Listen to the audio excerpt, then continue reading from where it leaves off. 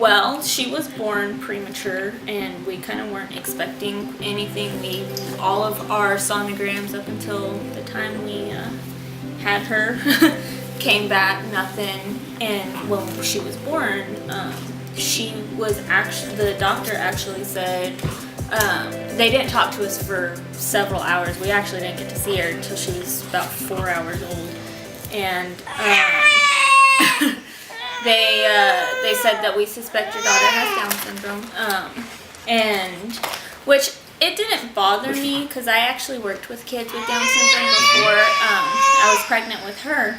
And but when we got the official genetic results a week and 2 days after she was born. It was September 2nd, 2015. And I think that when we got the official she has Down syndrome diagnosis, at first it kind of took me by surprise because I wasn't really expecting it, but at the same time I was. And kind of sat there and cried for the longest time. He was really quiet. But they had actually asked us if we wanted to put her up for adoption. So that hurt us even worse. I think a lot of it was my expectations, because the children I had worked with before, a lot of them were nonverbal, and I was worried that, I'd never get to hear her say mama or anything like that, which I know isn't the case, because every child's different, and every child can do what they want when they want. And it doesn't matter the diagnosis. It just kind of it just kind of hit me all at once with our we were in the NICU still, and so I hadn't even really gotten to hold her as much because when we received the diagnosis, she was still under the bilirubin lights because of jaundice. So we had maybe gotten to hold her a total of maybe 10 hours in that entire week.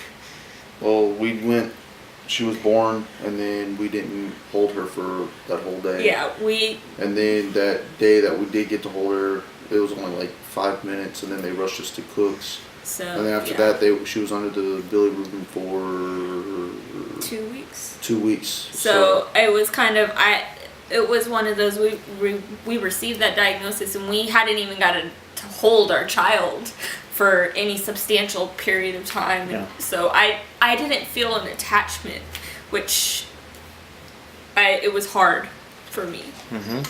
But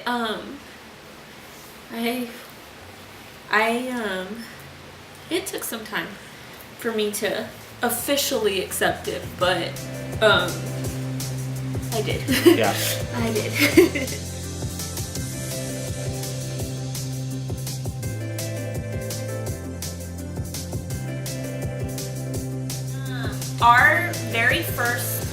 Our first morning shift nurse at Cook's had, once we officially received her diagnosis, when we saw her the next morning, we told her, and she's like, I knew it, I just didn't want to say anything.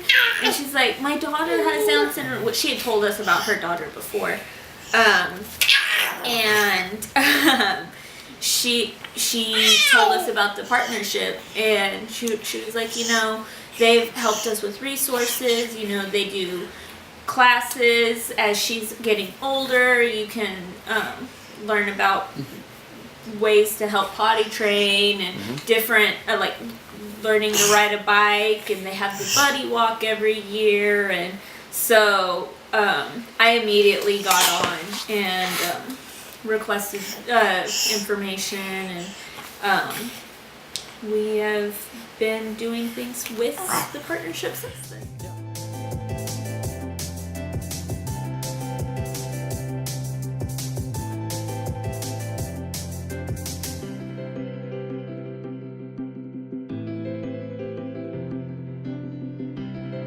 Had? Yeah, Yeah, they, I like I said, I mean, the partnership lets me see, whenever we do go to like the buddy walk and we go and do all the other, Down syndrome Events. like events that there is, you see all the other kids and just the people in general, the families and everything like that, who you can sit there and talk to, and we all pretty much share a similar story. Mm-hmm.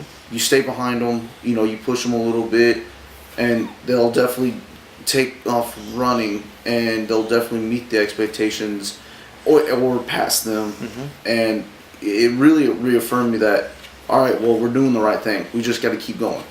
We just got to keep helping her, and in turn, she'll take off running, and we won't. At that point, there's nothing going to stop her. Right. So, Yeah.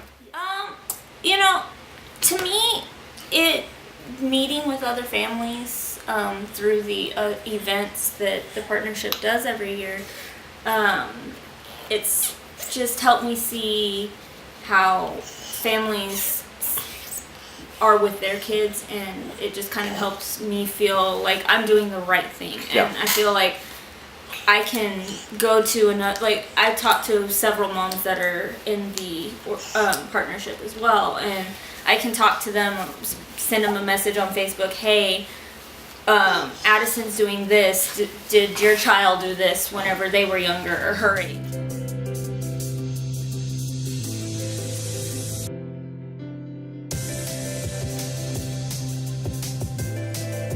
She's made everything easier and a lot better, and so I would say it's gonna be scary, but in the end, it's gonna make your life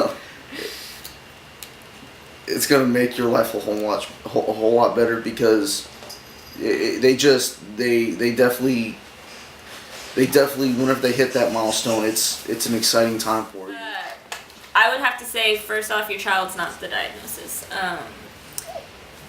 They can do so much more than what society says that they can do. And just listening to everything negative about a child with Down syndrome is scary at first. It really is.